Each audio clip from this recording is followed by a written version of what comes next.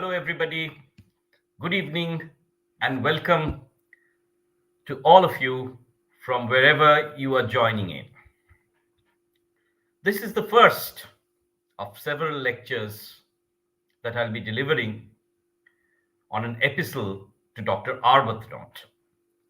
And I will be spacing it out into 5 classes. In the first class, what we'll look at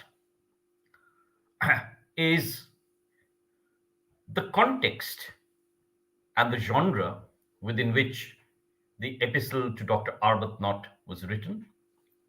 In the second, third, fourth lectures, we'll look at the text of the poem proper. And in the final lecture, we shall discuss the major questions on the epistle to Dr. Arbuthnot. Now, remember the date of Dr. Arbuthnot. Arbuthnot is being published in 1735, so towards the late half of Pope's life, when he's almost written most of the major works. Remember that the Rape of the Lock has come in 1712, and his magnum opus, the Dunciad, has arrived in 1725. So Pope is writing epistle to Dr. Arbuthnot at the fag end of his career. Now, what is the tradition within which Pope is writing this poem? Remember that Dryden, in his discussion on satire, had already classified classical satire into 3 basic categories. What are these categories? Horatian satire, or what he calls comic satire, which involves a pleasant tone, which involves a milder humor, milder critical stance, and gradual social improvement.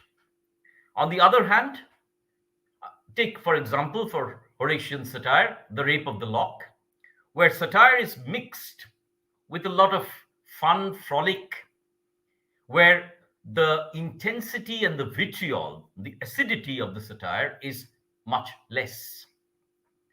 On the other hand, you have the Juvenalian kind of satire, where the satire is extremely pungent, where the aim is to demolish the satiric target.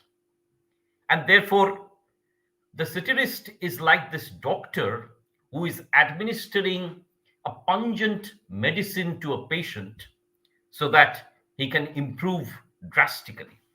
This is the satire practiced by Juvenal and therefore classified as Juvenalian satire. Example, most of you have studied Flecknoe. That would be an example, classic example of Juvenalian satire. Flecknoe never, or Shadwell never deviates into sense.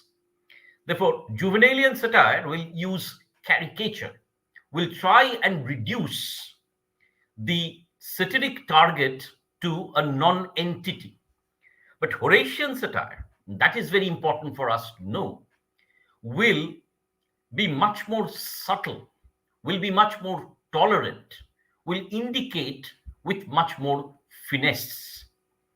Therefore, you must remember this classification of the satirists, and therefore what satiric tradition Pope is writing within. The other form of satire, of course, as most of you know, is Varronian or Menippean satire, which involves a satire on a concept. For example, Gulliver's Travels, as we have seen, is a satire on the concept of the Enlightenment, on the idea of the Enlightenment, as it were. These are the 3 definite categories of classical satire. Now let us see what Horace has to offer when he talks about his satires. And I'm quoting here from Horace's satires. This is the 10th satire of Book 1 of Horace. Please listen to this carefully, because Pope is going to quote this in the preface to his epistles. Now, why epistles? Many of you might sort of uh, ask me, why is Pope writing within the tradition of the epistle when he's writing a satire? Now, this was a classical practice, especially through a wide range of satirists, including Livy, that poetry was written in the form of epistles so that there was a tone of intimacy. Now, Horace, whilst he's writing these satires, in these moral epistles, says that you need terseness, that the thought may run on and not become entangled in verbiage. So your satires must be direct, but weighs upon varied years. You also need a style now, grave, often gay. See, there's a lot of humor involved in Horatian satire. Uh, grave, often gay, in keeping with the role now of orator or poet, at times of the wit, who holds his strength in check and husbands it with wisdom. Now, that's a very interesting phrase. I want you, all of you, students here, to go back to this lecture once again after it is done and take this quotation down. What is he saying? Now grave, often gay, in keeping with the role now of orator or poet, at times of the wit, who holds his strength in check and husbands it with wisdom. So don't rush in and try and destroy your enemy through harsh satire. Use it with gaiety, use it with a degree of wit, right? Jesting, he says, oft cuts hard knots more forcefully and effectively than gravity. Please remember that the aim of satire is, after all, not to destroy a human being. It is also to correct him. So if you have to correct him through laughter. Don't correct him through caricature. That is what Pope is saying. And interestingly, that is what Horace is saying. And Pope quotes this passage, you see, as the superscript of his Horatian epistles, his book of epistles and moral essays, as he calls them. Now, when when Horace is writing this, he is writing it within a classical tradition of suave or sophisticated poetry, with satire becoming a vehicle for preaching morality.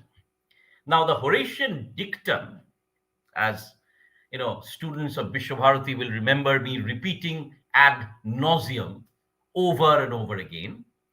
The Horatian dictum is that poetry must instruct while pleasing. So the moral quantum of the poetry, or the moral aim of poetry, is far more important than its pleasure content. Horace wants to make this moral delivered through a mild laughter. But every particular poem must convey a degree of morality. Now, what does the poem Arbuthnot really talk about? Before I come to the poem, of course, I'll be giving a lengthier introduction. But throughout his life, especially when he started writing his poetry, Essay on Criticism, Pope was fascinated with this question: what should be a good literary critic write? Alike. So, how would a good literary critic kind of react? What would be the definition of a good literary critic? I'm harping this into your mind. And the first category that poet Pope suggests, as Horace does, is that the poet and the critic both must have the morality of society at the back of their mind. So, morality is an integral quotient, an integral quality of both poetry and criticism. Now, Horace is writing this in and around 20 BC, right? So, let me quickly take a look at what Horace is trying to do in his satires. Now, Horace, at this point of time, has already withdrawn into a life in the countryside. He suggests that, he is the preeminent poet of the day, and that all other poets continuously disrupt him, disturb him with their poetry. Secondly, he talks about what poetry should be like, what are the good qualities of poetry. He talks about how the poet, as a poet, he has faced unjust criticism and how he must respond to them. He gives us a gallery of literary characters with whom he has interacted, poets of his generation, and gives us an evaluation of them. And finally, you have what is called the Ars Poetica, or the Manifesto of Poetry, that Horace provides. One of the chief dictums is that you must keep your poem 9 years. Why am I saying this? আমি তোমাদের কেন এটা বারবার বলছি? Because Pope is going to raise all these issues from Horace in Arbuthnot time and time again. What I'm trying to suggest is that Pope is following his intellectual mentor, Horace, in many ways while he is writing the Horatian epistles. And therefore, for you to understand this tradition is a very important factor. Right. I don't think you want to know more about Horace right now. If you do, you are very welcome to read at least the introduction to the Horatian epistles. You can Google up, you can search Wikipedia, and take a look at the satires and the moral essays of Horace. So the point being that the epistle is just a formal way of entering into a particular topic. Right. I'll come back to this issue of the epistle in a little while. But before that, we must know who this man Pope was, who were his friends. You might turn around and say, so what? He's long dead. Why do you care who his friends were? But the point is, Arbuthnot is actually about friendships, enmities, and is about a series of portraits. So a potent question for you in your final examination would be, I'm not leaking any questions here, by the way, this is just a suggestion, that this is a poem which has a whole gallery of characters. So analyze Pope's art of characterization. That's one very important question. The second question is, how does Pope look at himself? Or how does he represent his selfhood in Arbuthnot? That is another very important question. So willy-nilly, we have to know who Pope was, who were his friends, and what and how did he come to writing to Arbuthnot? Especially this entire question now remains, who was Arbuthnot? Right. So let me just take you through Pope's life a little. Now, Pope, and because Pope's parents are involved in Arbuthnot here also. Now, Pope is born in the commercial area of the city of London in 1688, the glorious revolution almost there. 1692, Their family moves to Hammersmith outside London. And by 1698, Pope has moved to Windsor Forest in Berkshire, and Pope is meeting a whole set of, older poets and mentors like the dramatist William Wycherley, Restoration dramatist, and a diplomat, Sir William Trumbull. একটা জিনিস কিন্তু মনে রাখতে হবে, that the popes were Catholics. So they were not allowed in the inner circle of the court. They did not buy property within proper London. Therefore, they lived in Twickenham on the other side of the Thames. তোমাদের মনে আছে কিনা জানি না, that the rift between Arabella Fermor and Lord Peter was a rift between two Catholic families, which Pope was trying to heal. So Pope was not in a great amount of power. He was, in fact, on the margins of society. Now, Pope also comes to be, at this point of time, in and around 1703, we see that Pope is good friends with the diplomat Trumbull, who sort of takes him and introduces him to a large number of other literary characters. He meets in 1707 Martha and Teresa Blunt, who become his very close friends. Now, 1709, Pope starts writing poetry and publishes it. He begins with pastoral, so you can see that he's already writing within the classical tradition. And then 1711 comes a very important text, an essay on criticism. Essay on criticism is Pope's very sharp pointed comment on what a critic is and how criticism should be written. And it is written in a pithy, very direct kind of heroic couplet. For example, many of you will remember the line, "A little learning is a dangerous thing. Drink deep or not of the Pierian spring." That is Pope, essay on criticism. Now, this catapults Pope into the literary circle of the 18th century. And what is this literary circle? He becomes a member of a literary club. তখনকার দিনে অনেক লেখক মিলে একটা club তৈরি করেছিল।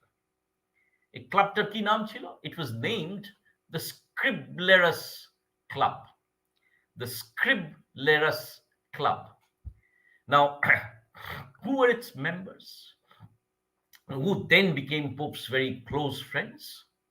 You had Jonathan Swift, author of Gulliver's Travels and probably one of the most important Tory satirists of the day. John Gay, the author of The Beggar's Opera.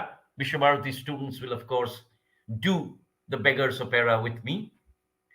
Thomas Parnell and John Arbuthnot. I'm going to come to Arbuthnot in a moment. But what was its aim of the Scriblerus Club? It was to write satires against any form of false knowledge, pedantry. And therefore they invented, সবাই মিলে একটা চরিত্রই সৃষ্টি করে ফেললেন. They invented a character together called Martinus Scriblerus. And all of them would write in his name. And all of them would be talking about the writer who did not have talent. So their satire was against bad poetry, bad taste, and false friendship. And therefore, Pope once, while writing the Scriblerus papers, talked about his ambition to translate Homer by the by. Now, of this group, one of the most important figures, of course, was John Arbuthnot, Who was Arbuthnot? It's a very important question that we need to tackle. Arbuthnot was an important scientist, mathematician, and an author. He was born in 1667, so he was older to Pope. He died also early. He died almost immediately afterwards, after uh, the Epistle to Dr. Arbuthnot was published. He was suffering from terminal illness, so Pope was very gentle in addressing him. Now, he was a Scottish mathematician. He was the physician of the Queen, and he was an extremely close friend of both Swift and Pope. And like Pope, Arbuthnot shared an interest in, uh, false poetry, bad taste, and pedantic knowledge. So Pope and Arbuthnot, as it were, shared a lot of interests. But what was Arbuthnot most important to for Pope? For Pope, Arbuthnot always advised Pope to control the diatribe of his poetry. He always advised him to be much more subtle in writing poems. So this is what I would say Pope's Arbuthnot's very important function was to rein in the satiric impulse of Pope. So Arbuthnot, mathematician, physician to the Queen, and an extremely close friend of Alexander Pope. So this is how we need to know who Arbuthnot was. Let me return again to the life of Pope. So we've been dealing with 1711 when he publishes Essay on Criticism. 1712, of course, Pope publishes the first edition of The Rape of the Lock. Now, most of this, all of you have studied The Rape of the Lock. But remember that the first edition had only 3 cantos, or rather 2 cantos, I'm sorry. It was expanded into a larger poem in 1714 only. The 5-canto version that you have seen is a 1714 version. The Pope has this, at this point of time, who is the most well-known literary figure of the period? He is Joseph Addison of the Spectator papers fame. And Pope goes to Addison and he says, I've written this poem. Should I include the sylphs or not? And Addison tells him, no, don't include the sylphs. They are pointless. Now, Pope was never to forget this. And he portrays Addison, for example, as Atticus in this particular poem, as a person of literary eminence who is very jealous of others. অর্থাৎ আমি কি বলার চেষ্টা করছি, কেন এই কথাগুলো বলছি, তোমাদের জানতে হবে যে পোপ, এই যে লোকগুলো সম্বন্ধে পোপ বলবেন, এরা কারা? Who are these people who is going to criticize?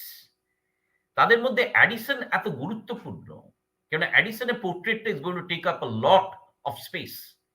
And pope এই অ্যাডিসনকে দেখাবেন যে অ্যাডিসন এমন একটা লোক যে খুব গুরুত্বপূর্ণ নিজে, কিন্তু অন্য কাউকে ক্ষমতায় আসতে দিতে চায় না। Right? Please remember that Pope is not going to name Addison. He's going to invent certain names for people. And these then become, very importantly, not only individuals whom we can identify. অর্থাৎ তৎকালীন সমাজে people would identify who Buffo was, who Atticus was. At the same time, they were character types. বুঝতে পারছো? একই সাথে individual, তাকে চেনা যাচ্ছে, আবার একই সাথে তারা হচ্ছে কিছু basic human types hmm pope is criticising. অর্থাৎ আমরা যখন এই গ্যালারি অফ ক্যারেক্টার্স দেখব, we will have to remember that they are both, individuals, identifiable human beings, as well as human prototypes who become the subject of Pope's satire. So To understand the Arbuthnottian sort of conundrum, as it were, and to identify these people, it is important for us to know who the people in Pope's literary circle were. Now, 1713 again, Pope publishes another, you know, uh, pastoral almost, Windsor Forest, and Pope, by this time, 1713, is a very integral part of the Scribblers Club. By the way, he's now great friends with Sir Isaac Newton. Pope, in fact, presides over Newton's funeral. And 1714, as I said, The Rape of the Lock in 5 cantos is published. And then Pope's collected works for the first time are published in 1717. So by 1717, Pope has become one of the preeminent poets in England. Now, Pope has also started to translate Homer and is bringing out an edition of the Iliad. Now, 1725, he's also translating the Odyssey. So now Pope is moving into the, you can say, the elite of English literary scenario. He has translated the major poets, the major classical poets, right? So he's writing within the classical tradition, using the classical genres, and he's also writing and translating the epics of the classical authors. For a lot of students who are sort of reading this age, তোমাদের ক্ষেত্রে, for most of you, 18th century টা খুব boring, তাই না? Why is it boring? কিন্তু এদিকে দেখো, the 18th century is also the age when the novel comes up. So on the one hand, you have classical genres being practiced, pastoral, satire. On the other hand, you have the novel also, which is an exciting new genre. তাহলে similarityটা কোথায়? Where do we find the similarity between these two forms, the ancients and the moderns, in the aim that, they were looking at a society in flux, a society that was changing, and therefore they wanted to improve society. That's what the Enlightenment does, to clear out all dogma and introduce new knowledge. Anyways, I'll not go on and on about it. I have a time frame to keep. So Pope has translated the Odyssey. Now, next, he publishes miscellaneous works again. And 1726, 25, 26, he's also writing two very important works. One of them is a philosophical work on man. It's called an essay on man, right? So Pope is describing man as caught between the divine and the beastly. And Pope is talking about how man has limitless possibilities of both elevation and damnation. So what we see is how Pope's poetry is now becoming more and more philosophical. Right? Is it? And the next poem comes and demolishes that idea. All his life, Pope was suffering from cerebral palsy. He was 4.5 feet tall, অর্থাৎ অত্যন্ত বেঁটে, and his features were all, because of cerebral palsy, he was extremely ugly to look at. So he was ruthlessly satirized by his rival poets as somebody who was puny, somebody who was deformed, who was half a human being. And Pope was also attacked. Pope's works on Shakespeare, Pope's criticism of Shakespeare, Pope's translation of the ancients was ruthlessly attacked. Cano attacked? Because at this point of time, there was a degree of poetomachia, or the war between the different camps of poets. অর্থাৎ ক্যাথলিকরা একটা camp, the Protestants were in another camp, Tories were in one camp, Whigs were in one camp. You have seen this in Macflecto. So Pope, the poet, was ruthlessly attacked by a lot of rival poets. And this included a man called Colli Sibba. So Pope wrote a poem which ridiculed all of them in the Juvenalian tradition. And this was a poem titled The Dunciad. Orthat Iliad is the poem of bravery. Dunciad is the poem of fools or stupidity. Duns হচ্ছে যে বোকা যার মাথায় গাধার টুপি আছে. Right. So from the Iliad to the Dunciad. Right. So Pope is harshly destroying, almost creating a kind of a nightmarish world of poor poets. Eibar Arbuthnot comes in. Arbuthnot says, don't write in this virulent way. Control yourself. You see, তোমরা বলো না, control. Now, Arbuthnot is the person who asks him to control himself. And therefore, you see, 1730 onwards, 31 rather, he starts writing these moral epistles. The first is the Epistle to Burlington. Then you have the Epistle to Bathurst. And then you have the Epistle to Cobham, 1734. By this time, Arbuthnot is suffering from a terminal illness, probably cancer. And therefore, in 1735, Pope is writing an epistle to Dr. Arbuthnot, which is immediately almost followed by Arbuthnot's death. He sort of writes some other poems like Epistle to a Lady, Epistle to Augustus, and finally closes this in 1738 with Epilogue to the Satires. By 1740, Pope is very ill, and 1745 1744, Pope dies on 30th May and is buried at Twickenham. Now, you have therefore a portrait. কেন বললাম আমি এত কথা about Pope? Because you see, this is a poet who is conscious that he is the most preeminent poet of his age, and that his Twickenham residence is the center of literary activity within the 18th century. Compare this with Horace. Horace had withdrawn into his country estate, and he was conscious that he was the most important poet, and therefore all other poets would flock to him. 1. 2.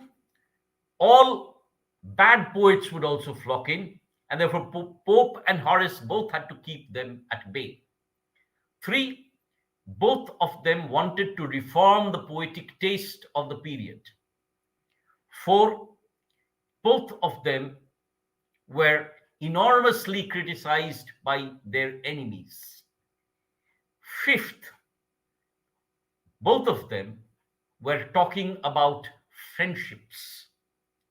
And finally, both of them were talking about the ulterior end of satire, and that is to instruct while pleasing, and the modus operandi of satire, which was to add a degree of mildness to the satires.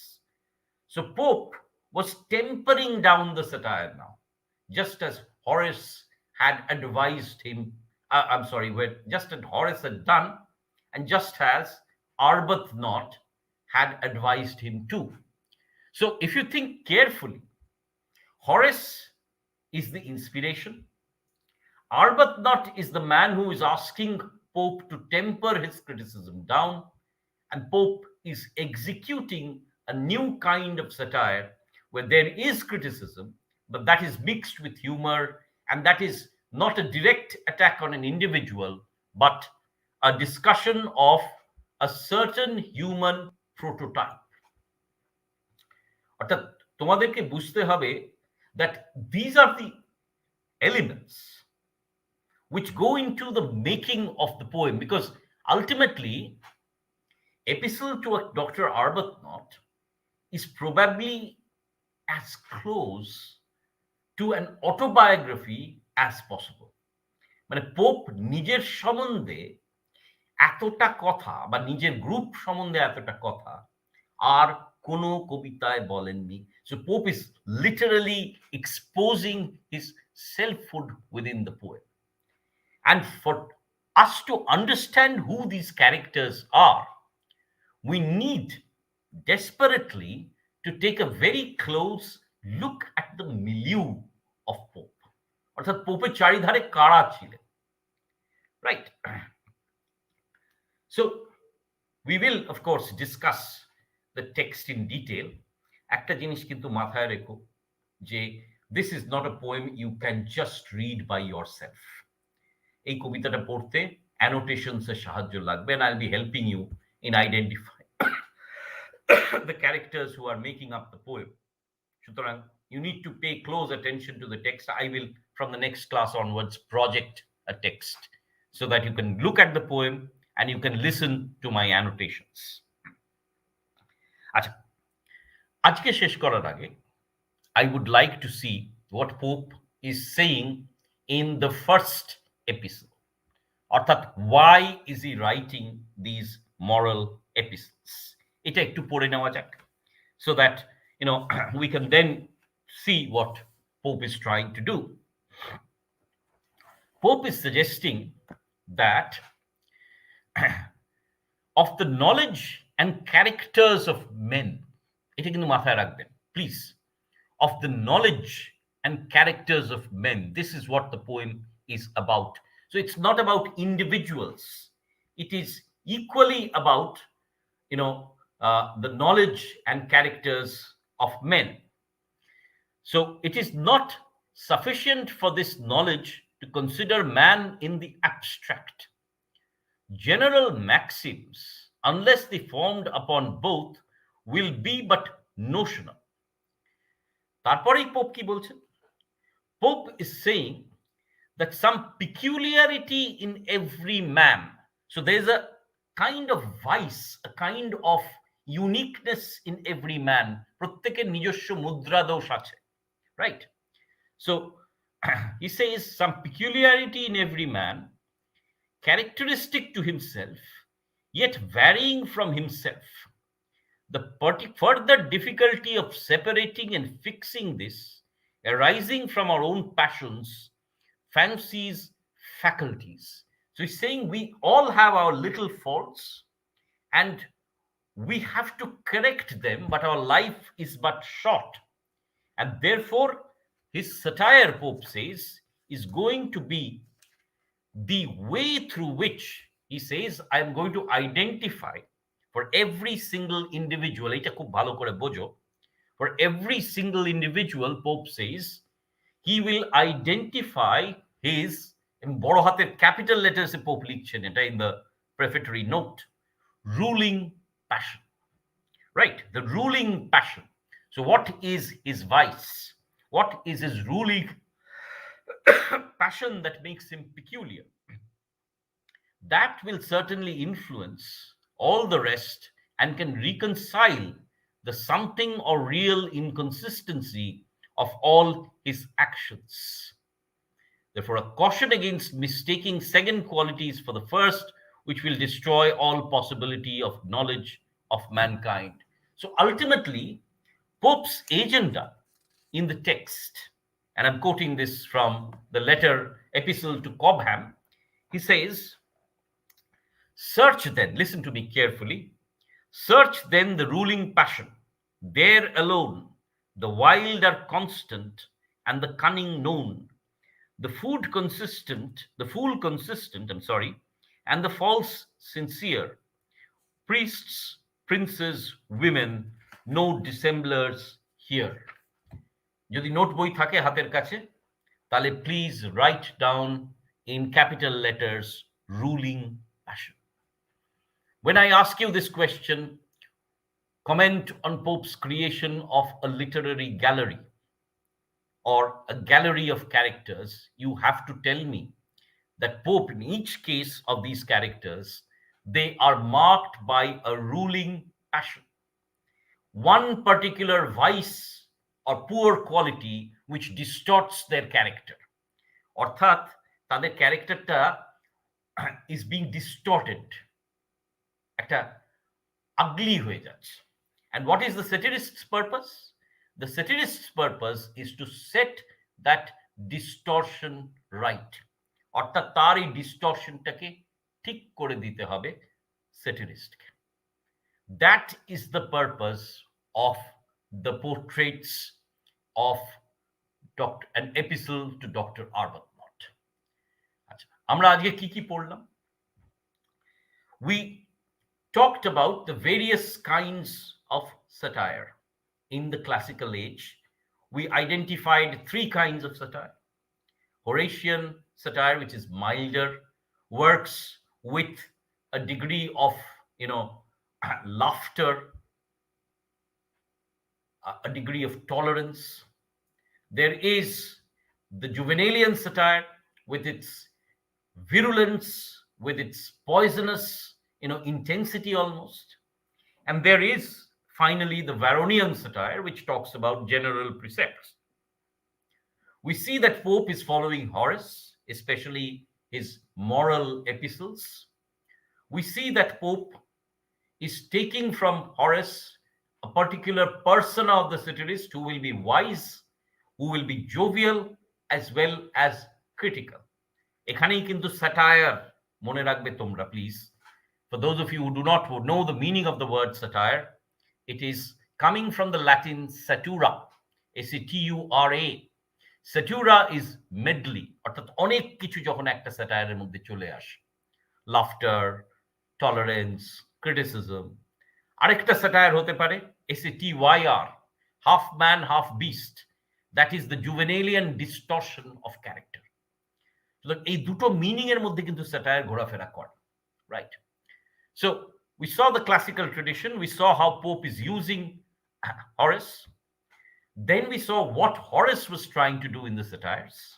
We briefly talked about Horace's satires and what are the points of synergy or identification between Pope and Horace. Pope R Horace কি কি জিনিসে এক জায়গায় আসছেন।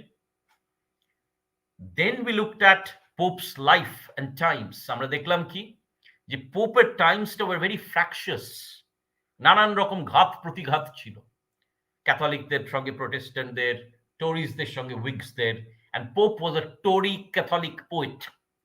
So he was under tremendous attack from his rivals. Pope ছেড়ে দেননি. He wrote satires against them, especially in Dunciad. But we saw that by the time Arbuthnot was there, 1734-35, that Arbuthnot was advising him to be milder, to be more tolerant in his satires. And therefore, Arbuthnot becomes that agent who advises Pope as to tempering down the satire. অর্থাৎ আমরা দেখলাম পোপের মিলিউটা কি ছিল, pope কেন আরবাথনটকে এত গুরুত্ব দিচ্ছেন, and why the Epistle to Dr. Arbuthnot is an autobiographical almost study of Pope's poetic career. অর্থাৎ পোপ এখানে is creating a gallery of characters who are both individuals and types. Pope বলছেন ruling passion, আমি দেখাতে চাইছি এরা শুধু মানুষ নয়, মানুষের বিশেষ বিশেষ কোয়ালিটি।